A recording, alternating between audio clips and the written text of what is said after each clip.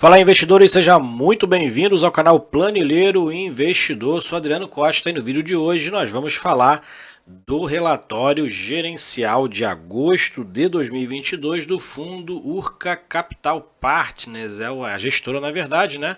É o Urca Prime Renda Fundo de Investimento Imobiliário, o URPR11, fundo DECRI. Então a gente vai ver qual foi a performance do fundo, né? Há algum tempo que a gente não fala também do fundo aqui no canal. Então acompanhe com a gente aí, se você gosta desse tipo de assunto, FIF, Agro, Infra, se inscreva aí no canal, não perca tempo, ative o sininho de notificações e também deixe o seu like, é tudo de graça, você não vai pagar nada por isso, mas vai ajudar muito a gente aqui no canal a desenvolver nosso trabalho também. E se você preferir, né, ter uma proximidade maior aí, atender aí com mais rapidez os seus pedidos de vídeo, né, e até mesmo dar uma ajuda aí para você, não perca tempo, visite a nossa área de membros, tá? Tá aberta a área de membros já. Pequeno valorzinho lá, você consegue ajudar também o fundo aqui a desenvolver o trabalho também. E nosso link do canal do Telegram, nosso grupo do Telegram, se inscreva lá, tá em curta distância, converse com outros investidores, também falo lá também dentro do grupo, tá?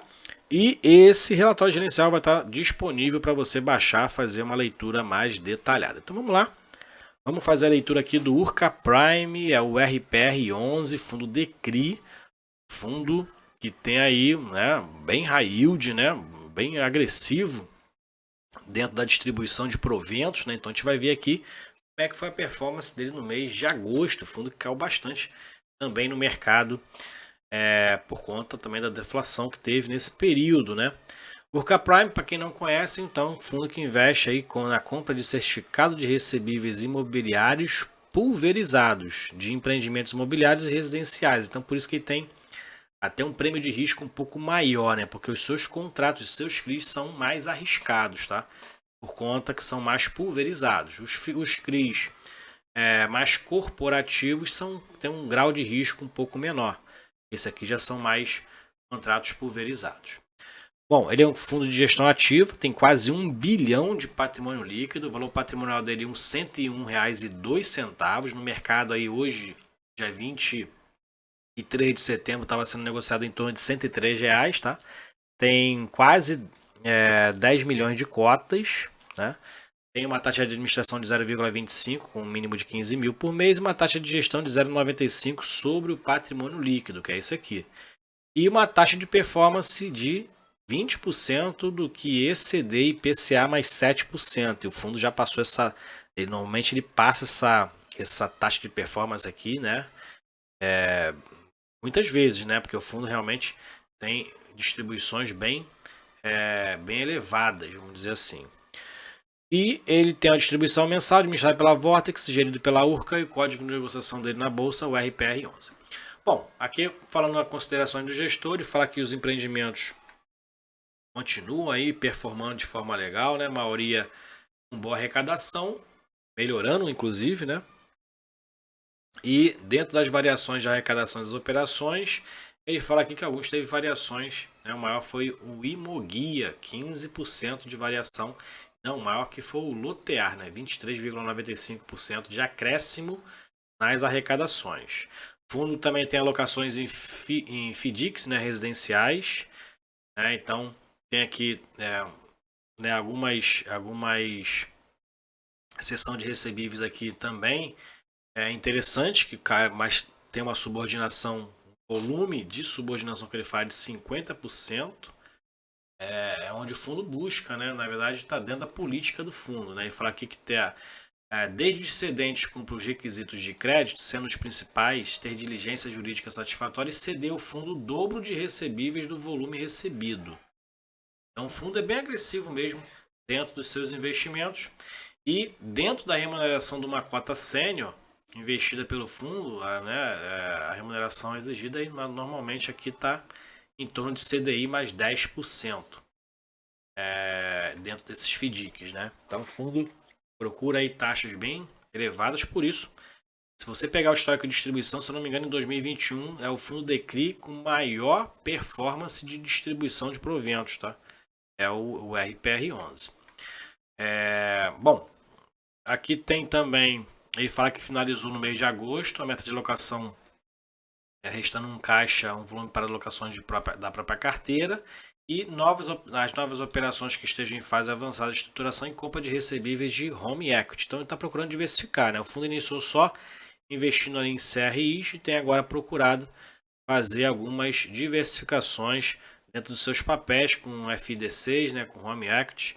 E após a finalização das alocações da taxa média do fundo, foi para IPCA mais 12,2%. Então, para a gente ter uma ideia, né? Quanto é agressivo o fundo aqui dentro das suas taxas de risco. E CDI com uma taxa de CDI mais 10%. Então, quem tiver normal aí no fundo, né?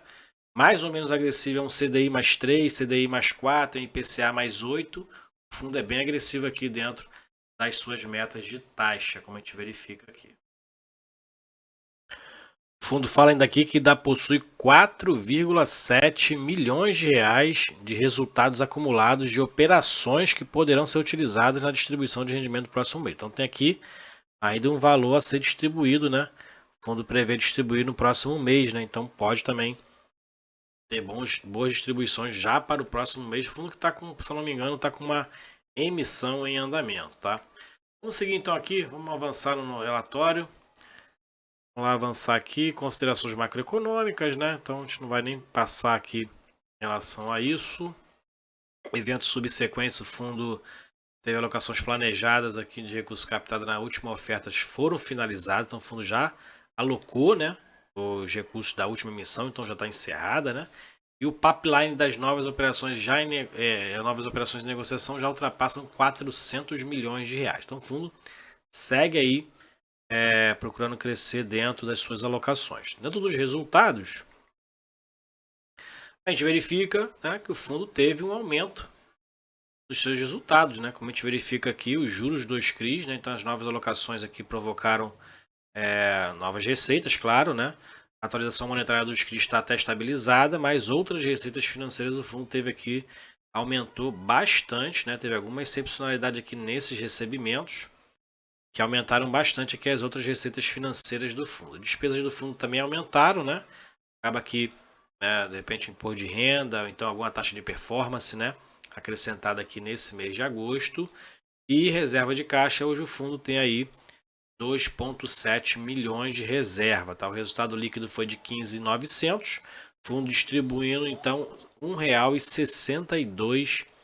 Esse foi o resultado, né? O resultado por cota R$ 1,62 e o fundo distribuindo R$ 1,62 na última distribuição aos cotistas, tá? Então o fundo aí segue com altas distribuições, como a gente verifica aqui, ó, agosto 1,62, né? Foi muito bem aqui em julho, né? R$ 1,20, 1,85, 2,1, 1,84. Eu lembro quando eu tinha cota do RPR11 em 2020, 2021, o fundo pagava R$ 2 por mês, né? Tranquilamente, sem muito esforço, tá? Então, um fundo bem que tem um grau de risco bem elevado mesmo. E como a gente vê aqui, né, no patrimônio do fundo, né, praticamente dobrou na última emissão, né? Chegando a quase 1 bilhão, como a gente verifica aqui, né? E o fundo acaba aqui também teve o mesmo desempenho, como a gente verifica aqui dentro claro, do aumento de cotas, né? Já que é um fundo na base 100, né? Mas a gente verifica que teve um plus realmente dentro da sua receita, né? Mais para frente, né? Porque ele aumentou a emissão foi aqui em junho, né? Então tem um período de maturação aí para você começar a receber os rendimentos das aplicações. Por isso mesmo ele não teve um resultado insatisfatório ainda em julho, né?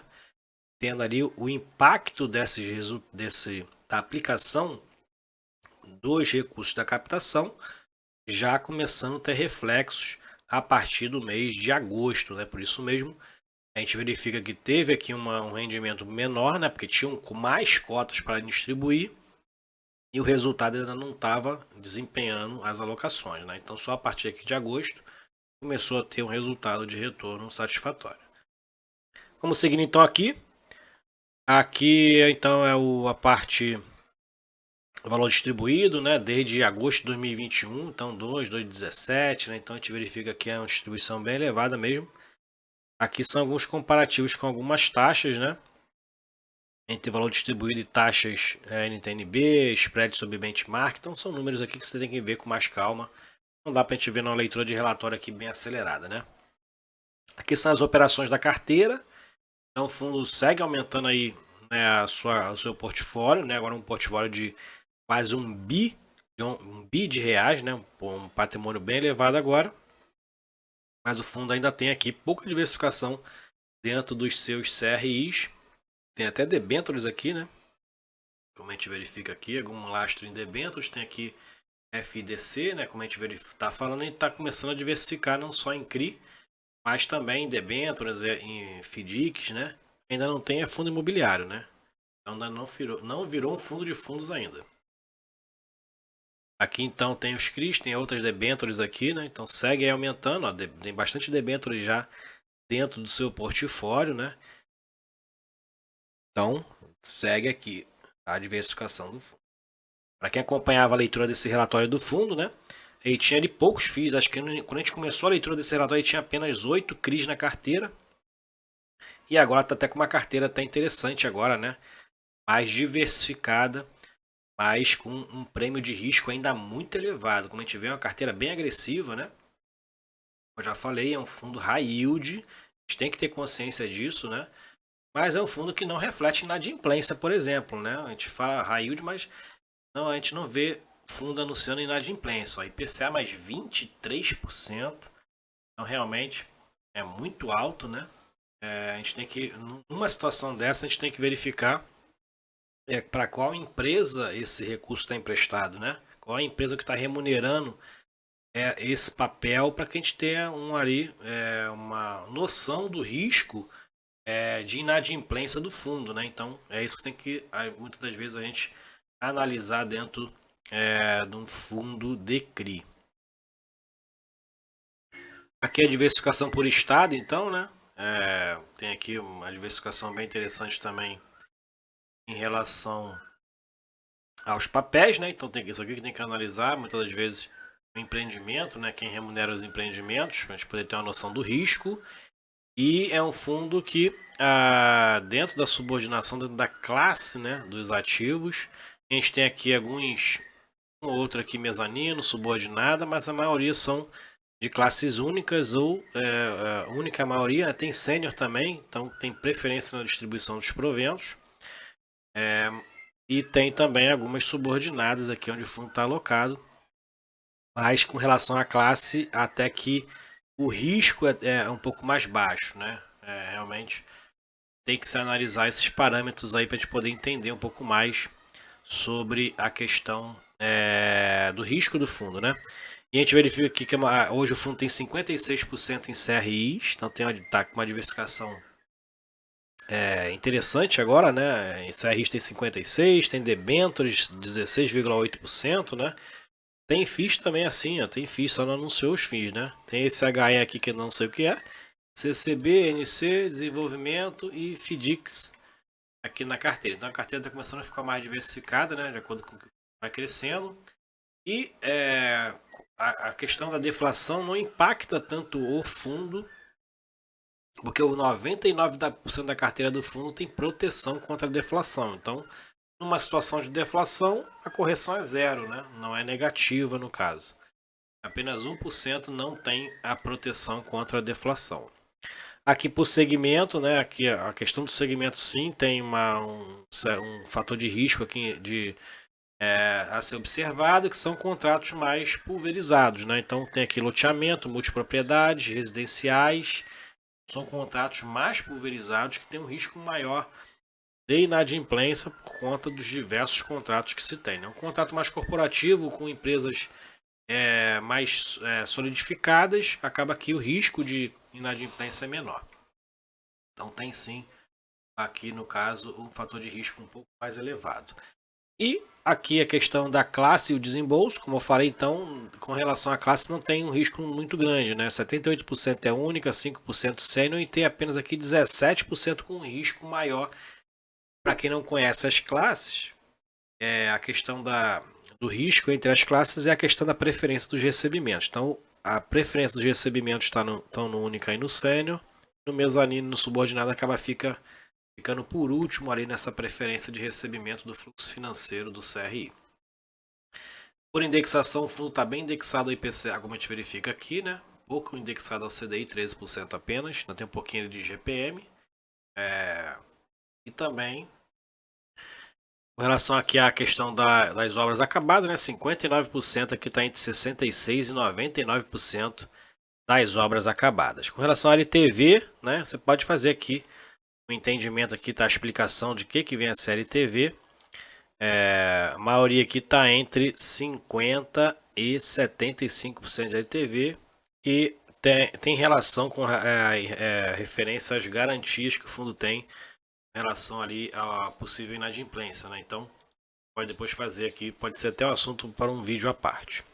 Aqui é o desempenho no mercado secundário, o fundo tem uma boa liquidez no mercado, né? Mês de agosto foi 98,7 milhões de liquidez média mensal, e a cota caiu bastante, né? Como a gente verifica aqui, lá em 2020 ela chegou a estar cotada a R$140 e agora sendo cotada no mercado a R$103,64, foi o encerramento no mês de agosto. E o valor de mercado aqui do fundo está em 1,021 milhões de reais, mais de R$1 bilhão para um patrimônio de quase R$1 bilhão, né? Não chega a R$1 bilhão o patrimônio líquido, mas o fundo tem um valor de mercado superior, em torno ali de 2%. Foi o fundo mais, como eu falei, né, em 2021 foi o fundo mais rentável. Atualmente está com mais de 76 mil cotistas, participa da carteira teórica do IFIX. Cotação ali não tem uma variação tão grande, só quando realmente tem alguma questão conjuntural muito impactante que aí faz com que o fundo tenha uma variação no mercado, tá? Dividend yield, o dividendo distribuído foi R$1,62.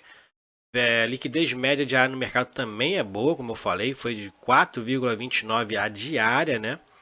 Liquidez diária no mercado secundário. E o dividendo distribuído por cota R$20,51. Então, fundo com desempenho muito, muito interessante realmente. Então, você pode depois fazer uma leitura mais detalhada do fundo, tá? Conhecendo mais aqui o portfólio, né, as operações do fundo, né, detalhando aqui a parte qualitativa e quantitativa de cada papel. Você pode baixar o relatório que vai estar disponível na descrição desse vídeo, tá? Para você então se aprofundar, verificar se encaixa dentro da sua estratégia de investimento. Fundo bem agressivo, mas com retornos ali bem interessantes que você pode aí verificar se vale a pena, ok? É isso aí então, se você gostou do vídeo, deixe o seu like, se inscreva no canal, compartilhe esse vídeo com outras pessoas e compartilhe com a gente se você é cotista do RPR11, qual o percentual da sua carteira hoje. Não se esqueça de se inscrever no nosso link, o nosso canal do Telegram, né? O link está aí na descrição do vídeo também. Fique com Deus, até o próximo vídeo. Tchau, tchau.